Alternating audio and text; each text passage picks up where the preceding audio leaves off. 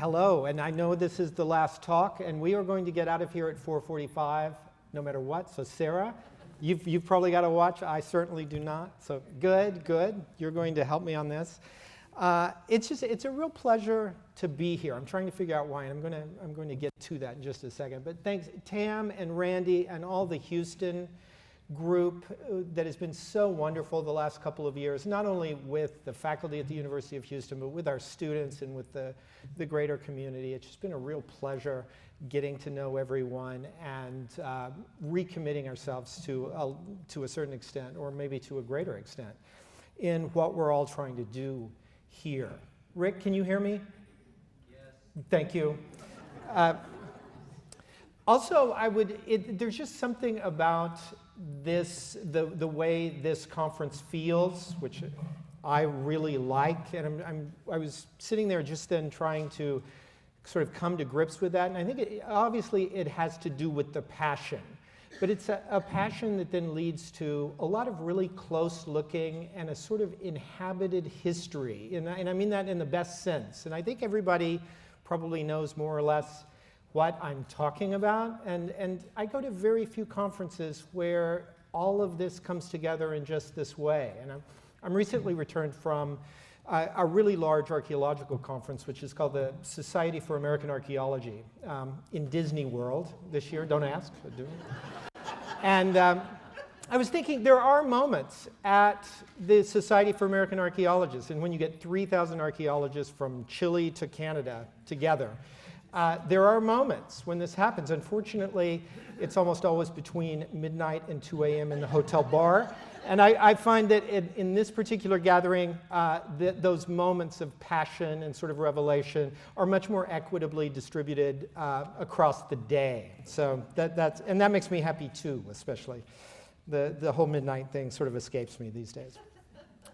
And lastly, I want to thank Rick Britell right back there, because a long time ago, he showed this really bookish PhD student what working with objects really meant. Thank you, Rick. Yes.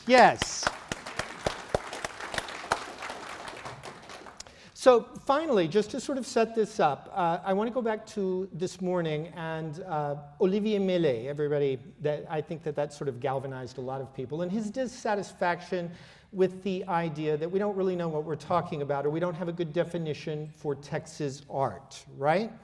And one of the things that I think Carmen Champion, my co-author, who's going to be coming up and actually giving a part of this, and I would like to argue is that it's in that dissatisfaction, it's in a passionate discourse around what that means, that a lot of interesting stuff actually gets done. I mean, if and when we ever define this, I'm probably going to be really disappointed.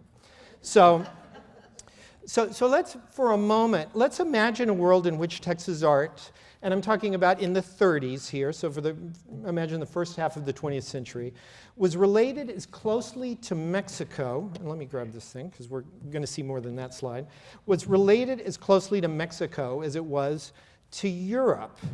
A world that would relate Alexander Hogue as closely to his social realist contemporaries in Mexico as his regionalist companions in the United States. So what if Texas art was seen as the major fulcrum between the art of the United States, Mexico, and indeed of all Latin America? So in this presentation, Carmen Champion and I will explore just such a time when the historical link between the art of Texas and Latin America was proposed as critical to the understanding of Texas art. In 1937, in the depths of the Depression, organizers mounted a major exhibition of Texas artists in the new and spacious confines of the Dallas Museum of Arts in Fair Park here in Dallas. And I want you, do you remember that wonderful slide where you saw the lagoon, right, and then the DMFA, right? Well, think about just sort of boating across that lagoon, and then you end up more or less at the Hall of State, right? You got to walk just a little way to the Hall of State. Well, actually, what we're going to be talking about are two exhibitions really intimately linked that filled the Hall of State and the DMFA, that's hard for me to say, the DMFA in the year 1937.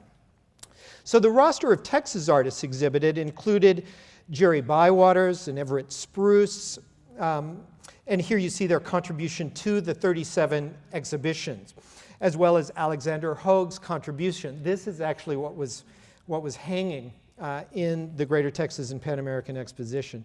Tony Lascelles, Robert Preusser, the fantastic Preusser in 37, and many other key figures in the Texas art scene of the late 1930s. While the artists were familiar to cognoscenti both then and now, the framing concept of the exhibition was groundbreaking, I think you'll agree, as we will see through a study of the exhibition layout and the materials produced around the show. The Greater Texas, produced through the show, excuse me. The 1937 Greater Texas and Pan American Exposition proposed that Texas artists were profoundly linked to their colleagues in Latin America. Further, it was not just a shared recent history that would link Texas and Latin America. We will argue that the 1937 exhibition linked all these artists, Latin American and Texan, with the ancient art of pre-Columbian Mexico. In our telling of the story, and by the way, all of these were actually in that 1937 exhibit. In our telling of the story, both Texans and Latin Americans could claim this art, pre-Columbian art, as their own ancient art, akin to the art of Greece and Rome for the Europeans. Thus, one could say that an entire Texas art history, from ancient to modern, was being proposed through the display in Dallas in 1937.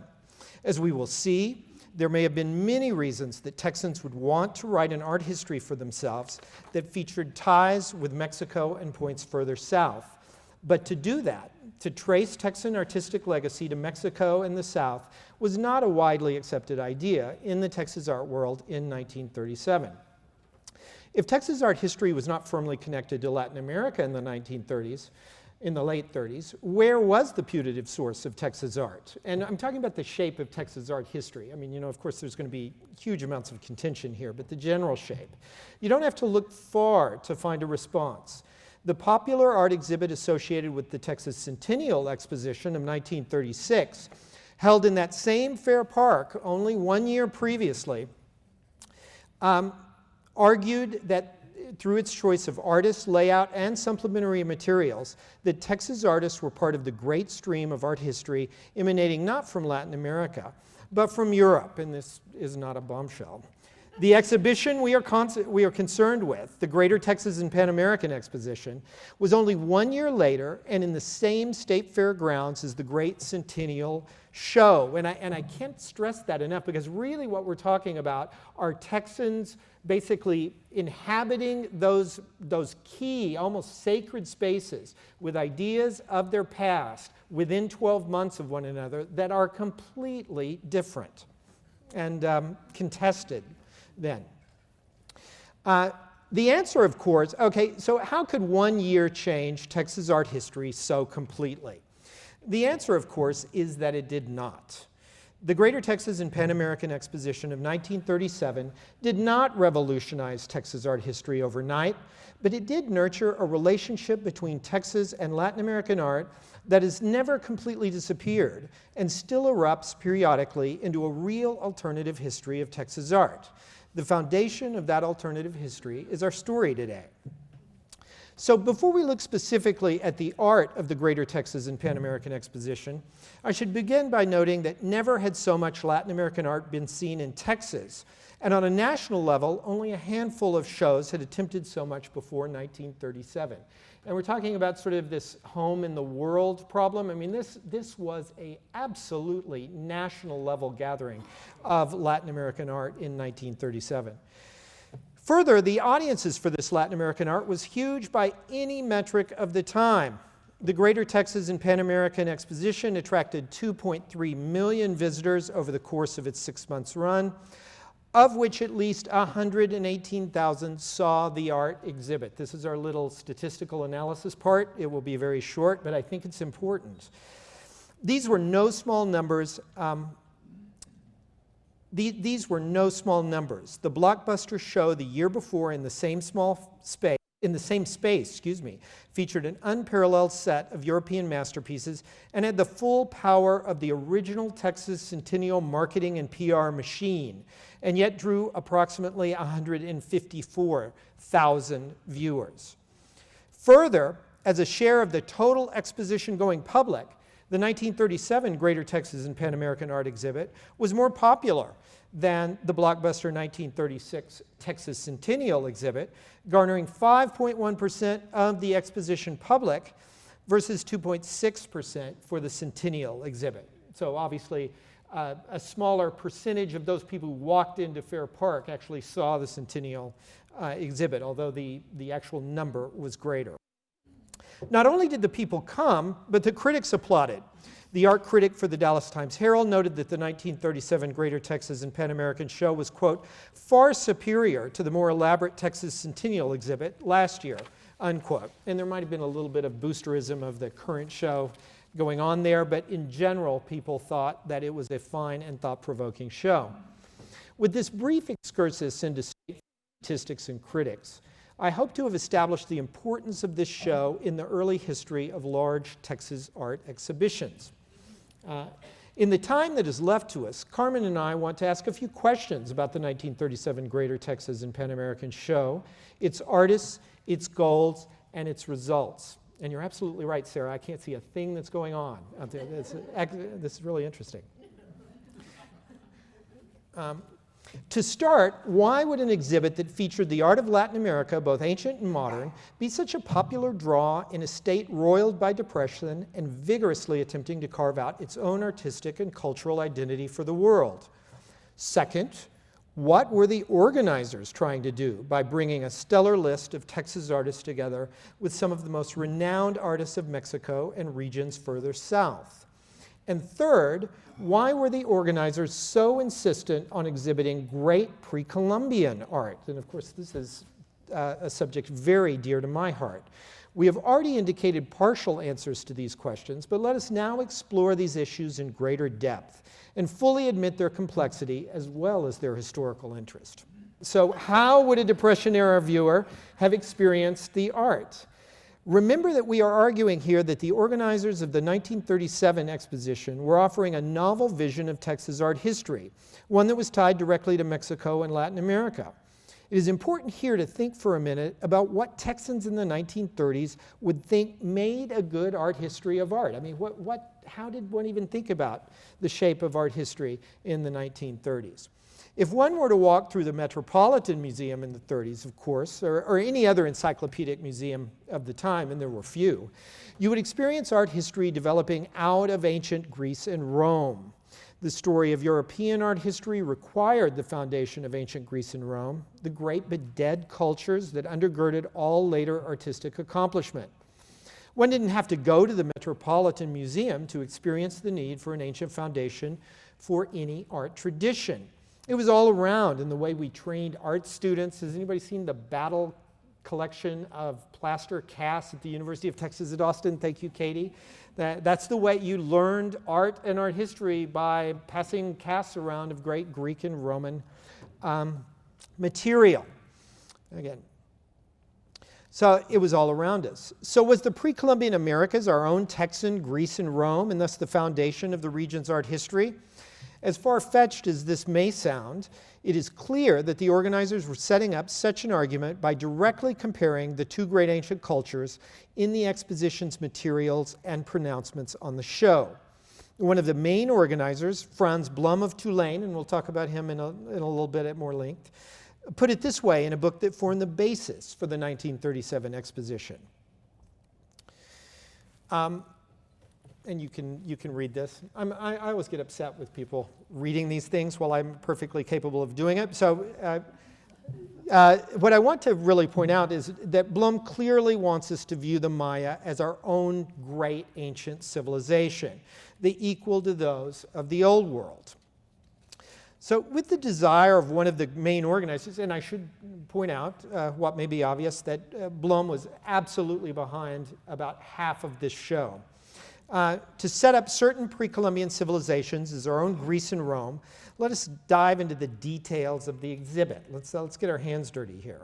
Importantly, the 1937 Greater Texas and Pan American art installation was not billed as a single exhibit, but was conceived as two closely related exhibitions that filled both the DMFA, the Dallas Museum of Fine Arts, and the Texas Hall of State in Fair Park. So, I mean, and many of you know this better than I, although as a kid I used to run all around here, that here's the Texas Hall of State, and if you go, the lagoon would be right back here, and you wouldn't get on your pontoon boat, but you would walk around it, and the DMFA would be right there. And these two shows were viewed. The Texas Hall of State was filled with pre-Columbian art, and I'm going to go on about that in just a second, and the DMFA was filled with pre-Columbian and contemporary Latin American and Texan art, as well as some European art that Carmen's going to talk about.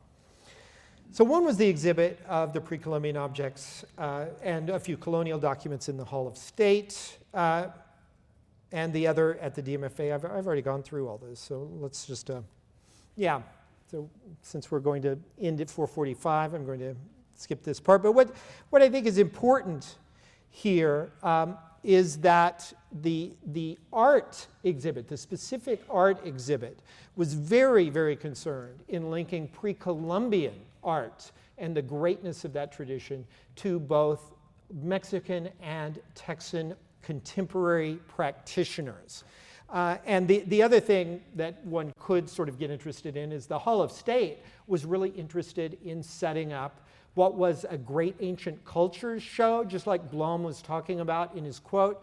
What he really wanted to do was to show the people of Texas that this was a great ancient culture in its sophistication, in its complexity, in its great art tradition, the equal of Greece and Rome. And I'm going to go totally off script now and remember people talking this morning about how, especially in the teens, 20s, and 30s, this idea that the art you produced was the sign of the excellence of your culture somehow, and was the impetus for a large number of these women's groups really getting involved in the business of setting up a cultural sphere in these cities where there may have been little of that.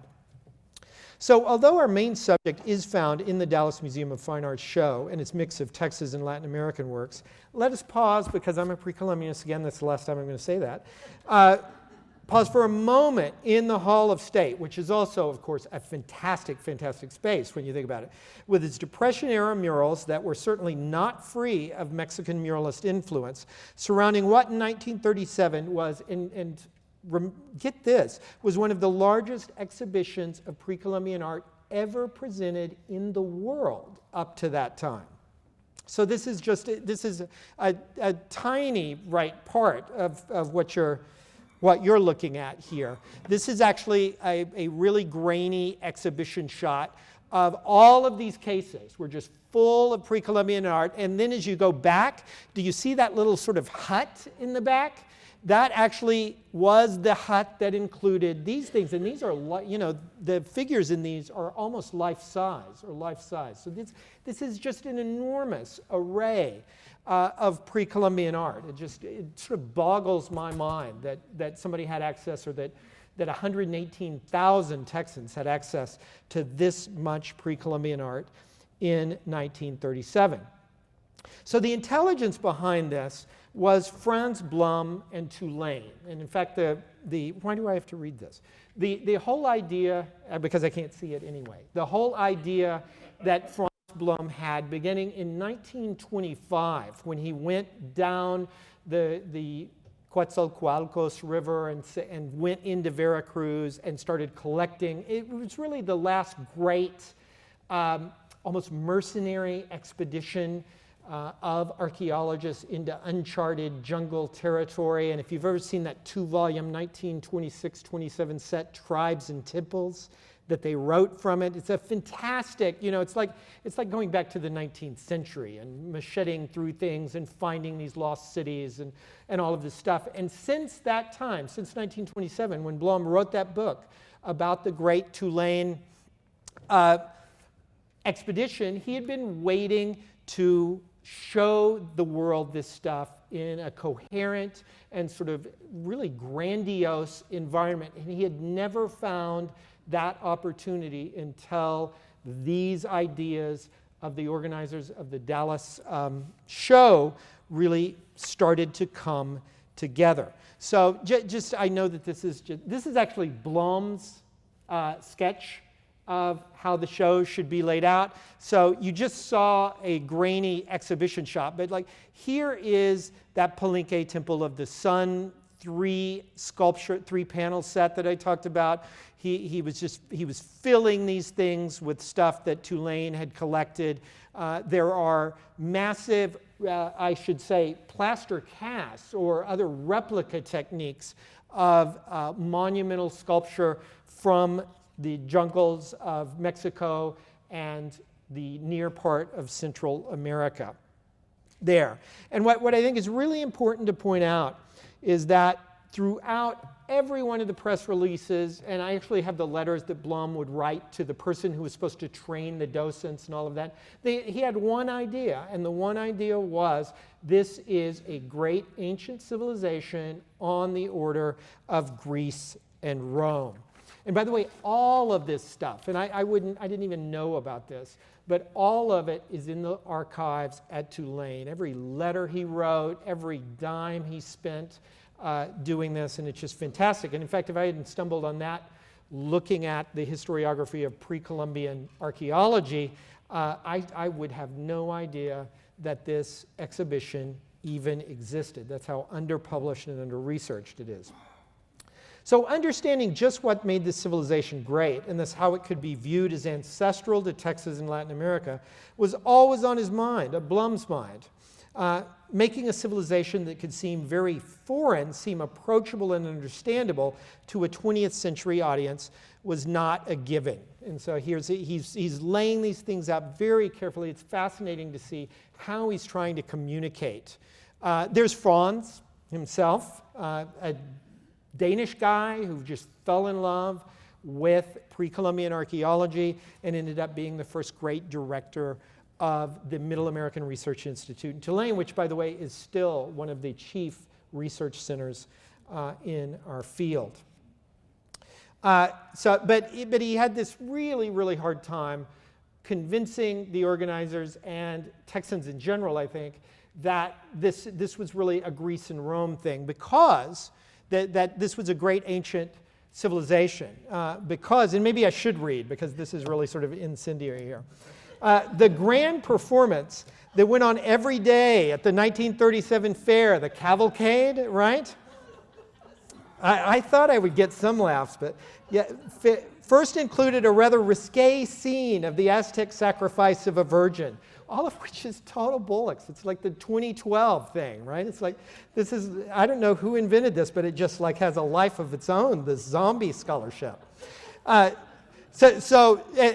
we do, oh good, I talked to Geraldine Robertson, who's a really interesting character in and of herself, was this Aztec virgin, and you talking about drawing the crowds. I mean, 118,000, I think many more than 118,000 saw the sacrifice of the Aztec virgin. Well, the Mexican consul, Adolfo Dominguez, who's also an interesting guy, complained bitterly about this misrepresentation in an article he penned for the Dallas Morning News. And I have to quote here: "We Mexicans feel that use of a girl in the role can bring nothing but racial prejudice and misconception of the true meaning of the Aztec human sacrifice as it was performed not thousands of years ago, has been wrongly represented, but as late as 1521. So Consul Dominguez is trying to get all of these points in there. In fact, for just a little while, and this is a great postcard from our exposition, for just a little while, they did actually sacrifice a warrior on top. Ticket sales went down immediately. And no, I'm dead serious. And so they go back, and this is actually from the Dallas Morning News, I think, or the Times Herald. I forget which. And so the Times Herald says, don't worry, they're going to bring back the virgin. And Adolfo again says, this is beastly, this is ahistorical, I hate it. And then Volman, the director of the cavalcade, gives the most succinct, most direct, and I think probably truest to his mind, response to that: what history needs is more sex appeal. Nobody cares about seeing a warrior sacrificed. And I really love that. And this, I mean, you can really sort of get the idea of what a theatrical thing all of this was. That, and I'm dead serious about this, but a good-looking girl in a feather mantle, now that's different, right? So we're, right, I've completely lost my place.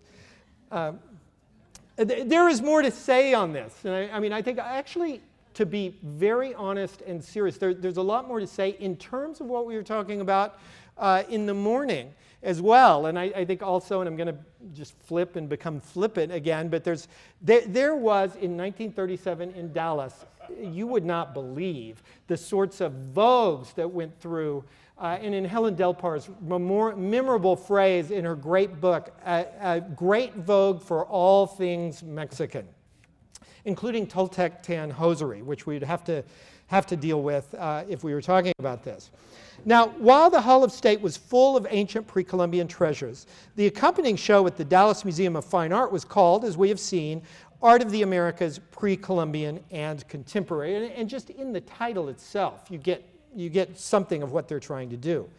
Now, while I've not been able to find good exhibition shots of the Dallas Museum exhibit, in the catalog, there's a great exhibition plan, which just makes it, for anybody who's done any curating, I think makes it painfully obvious, in the good way, what they were trying to do.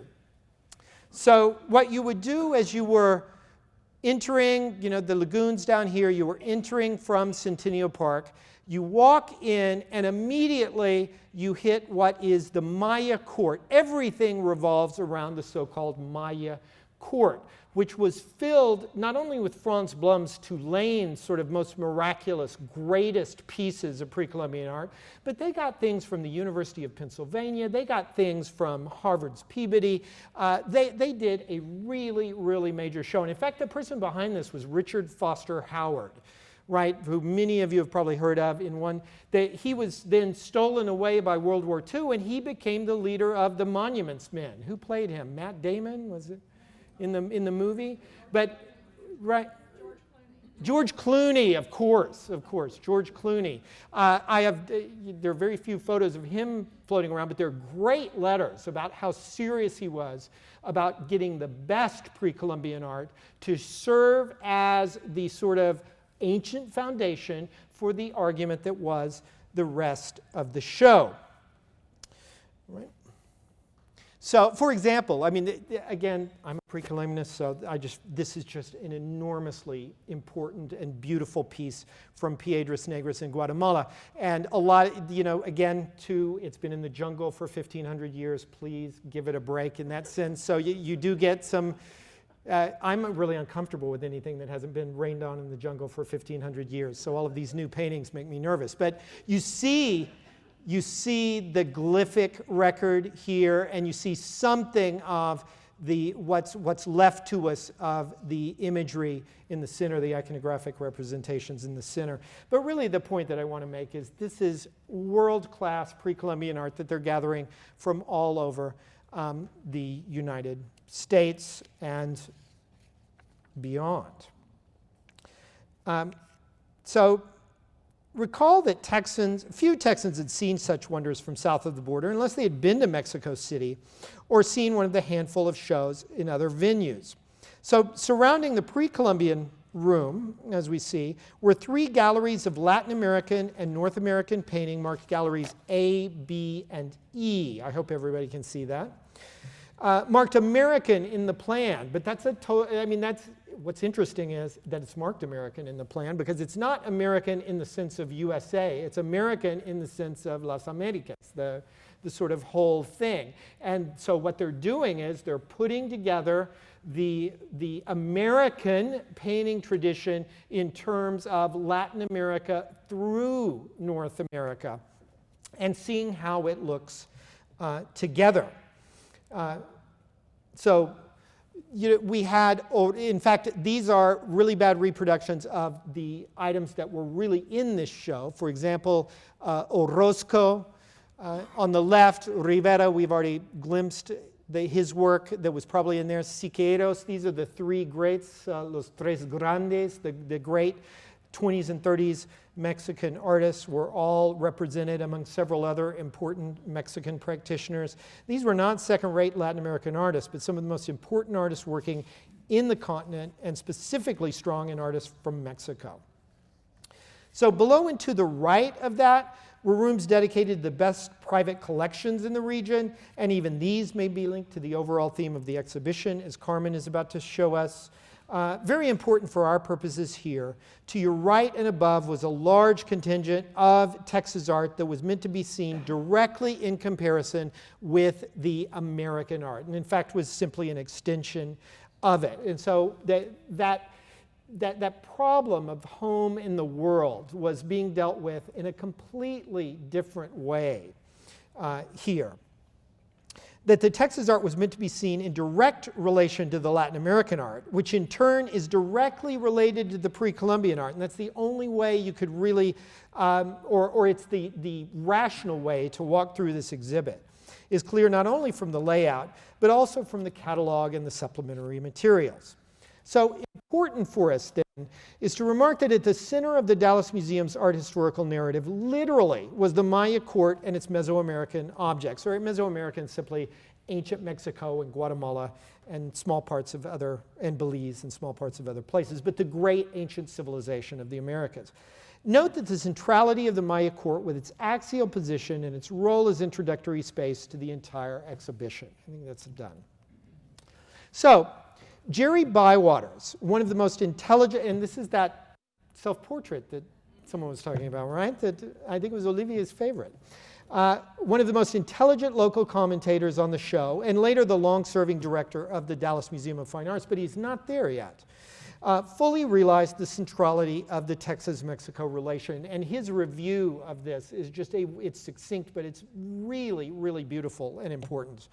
For him, these ancient objects went beyond their status as outstanding art objects, although they were certainly that for him, to function as, and I quote Bywater's, of such general interest that they shouldered their way into newspapers and national magazines against the competition of politics, business, war, science, sports, and movies. And that last one in the 30s. What he seems to be alluding to is the way these objects go beyond aesthetics to the more general interests of history and culture. Bywater spent close to half of his review of the entire show praising the quality and historical importance of ancient pre-Columbian art. Crucially, Bywater's intimated that the Mesoamerican objects were of special interest to the artists of Texas. As Rick Stewart has pointed out, Bywater's believed that Mexican art could serve as a model for those in Texas who wanted to paint what was around them and to speak to a wider audience. Bywater's admiration for Mexican art is one among several themes that my co-author, Carmen Champion, will touch upon now. Carmen, could you come up? And I'll, no, please don't, because I will come up and bore you with some sort of like final coda at the end. But for now, Carmen Champion.